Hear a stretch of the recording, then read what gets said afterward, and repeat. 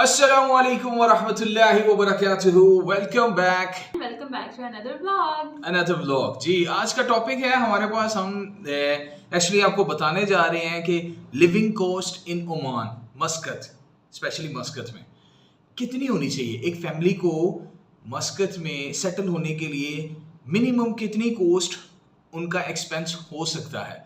अभी जैसे कि पूरी दुनिया में ही हर जगहों पे लग्जरीज होती हैं, बेसिक्स होती हैं और थोड़ा सा मिडिल क्लास होती हैं। सेम इसी तरह ओमान को भी, मस्कत को भी हम कैटेगराइज करेंगे। हम लग्जरीज की बात नहीं करेंगे, हम बताएंगे बेसिक।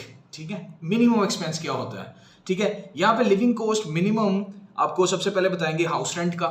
ठीक है, हाउस रेंट अब आप नॉर्मल जगहों पे लाइक कुरुम से लेके कुरुम, अलख्वेर, गोबरा, बोशर एंड गाला अजेबा तक, ये एरियाज ओमान के तरह थोड़े से एक्सपेंसिव एरियाज में कंसीडर होते हैं।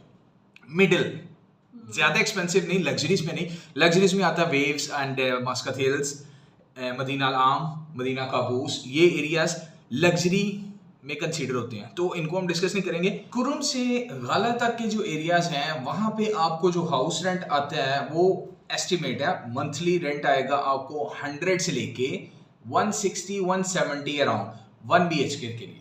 ठीक है, अगर आप 2 BHK के लिए जा रहे हैं तो वो 150 से अराउंड 250 की इन बिटवीन फॉल करता है कुरुम से गाला तक के एरियाज में। ये थोड़े मिडिल क्लास एरियाज कंसीडर होते हैं। ठीक है, अगर आप अमारात साइड में, रुई साइड में, दारसित और वतैया साइड में आए, यही रेंट आपका थोड़ा फॉल कर जाता है। आप 80 से लेके 140 130 अराउंड आपको 1 BHK मिल जाएगा, और अगर 2 BHK है तो वो 100 से 170 60 अराउंड आपको मिल जाता है।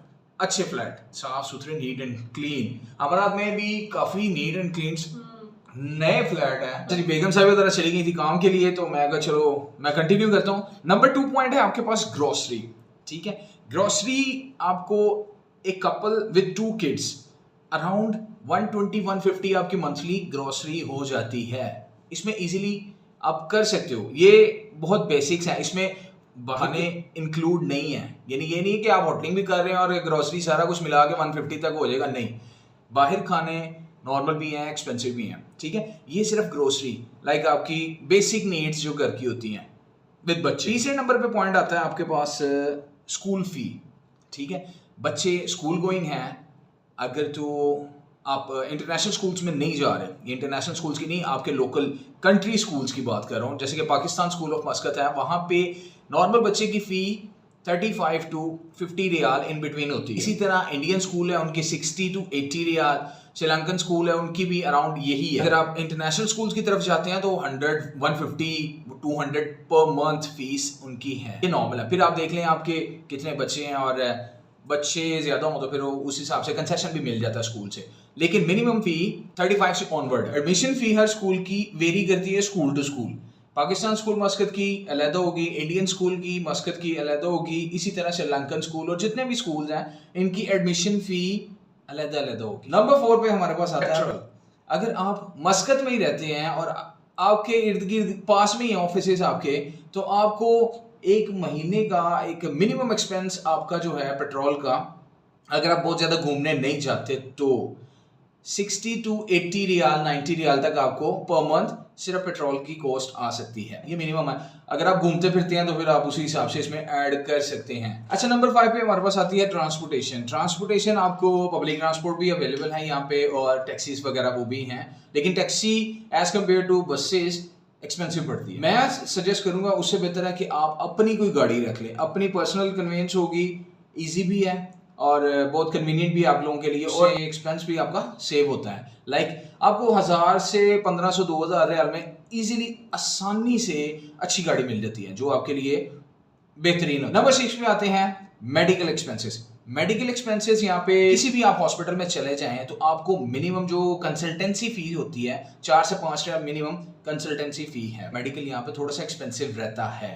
ये सारी चीज़ें मैं बता रहा हूँ एक्चुअली आज़ाद वीज़ा हजरात के लिए। यानी कि जो लोग खुद यानी कि आज़ाद वीज़ा लेके आते हैं, कि किसी कंपनी की तरफ से नहीं, अगर आप कंपनी की तरफ से अपॉइंट होते हैं तो according to your designated job आपको फैसिलिटेट भी किया जाता है, ठीक है। आपको अकोमोडेशन भी कंपनी की तरफ से मिलती है, आपको गाड़ी भी मिल जाती है कंपनी की तरफ से, इवन पेट्रोल फूड अलाउंसेस तक भी मिल जाते हैं, कई कंपनीज प्रोवाइड करती हैं, मेडिकल वगैरह, और उसके बाद आने जाने की टिकट और एक्सपेंसेस, काफ़ी यानी कि फैसिलिटीज़ कंपनी की तरफ से आपको मिल जाती हैं। किसी जॉब वाले बंदों के लिए नहीं है, जॉब वालों के तो टोटली चेंज हो जाता है, ठीक है। उनको जितनी फैसिलिटीज़ मिलती हैं उससे फिर काफ़ी उनके एक्सपेंसेस सेव हो जाते हैं। अच्छा, ये थे मेन बेसिक पॉइंट्स जो मैंने आपको बता दिए हैं। अगर इनका टोटल आप इनको सम अप करो तो अराउंड 500 to 600 एक कपल विद 2 किड्स आपको टोटल कॉस्ट आती है ओमान में रहने के लिए मिनिमम। अब आप इसमें सेव, अगर आप इसको कम करना चाहो तो कम भी हो सकती है अकॉर्डिंग टू योर एक्सपेंस, आप पे डिपेंड करता है कि आप यानी कि इसको कम कर सकते हो थोड़ा बहुत, और ज़्यादा करना चाहो तो जितना मर्जी ज़्यादा कर लो, जितने पैसे डालते जाओ उतनी इंजॉयमेंट होती रहेगी आप लोगों के लिए। कुछ पूछा था लोगों ने तो इसलिए सोचा कि चलो इस पर एक वीडियो बना दें। आई होप कि आपको ये काफ़ी हेल्पफुल रहेगी। लोग मस्कत आना चाह रहे हैं उनके लिए, एक और बात, जो लोग आना चाह रहे हैं दांत चेक करा के आए, यहाँ पे डेंटिस्ट बहुत ज़्यादा महंगे हैं, बहुत ज़्यादा महंगे हैं। हाँ, ये मैंने बता दिया है कि मेडिकल यहाँ पे as compare to our countries expensive है। वो चाहे आपका किसी किस्म का मेडिकल हो, यहाँ पे थोड़ा सा एक्सपेंसिव है। अगर कुछ लोग मस्कत ओमान आना चाह रहे हैं, ये मस्कत के एरियाज के लिए बताया क्योंकि कैपिटल है इसलिए थोड़ा सा एक्सपेंसिव भी है as compare to other cities like Sohar, Sur, Salalah, ठीक है। ये इसके जो मेजर सिटीज हैं। आई होप ये वीडियो आपको अच्छी लगी है। अगर अच्छी लगी है तो लाइक और शेयर कर दें उन लोगों से जिनको इनकी ज़रूरत। चैनल को सब्सक्राइब करना मत भूलिएगा और घंटी दबा दें ताकि आपको आने वाली वीडियोस की नोटिफिकेशन मिल सके। अब आपसे इजाज़त चाहेंगे। अल्लाह हाफिज़।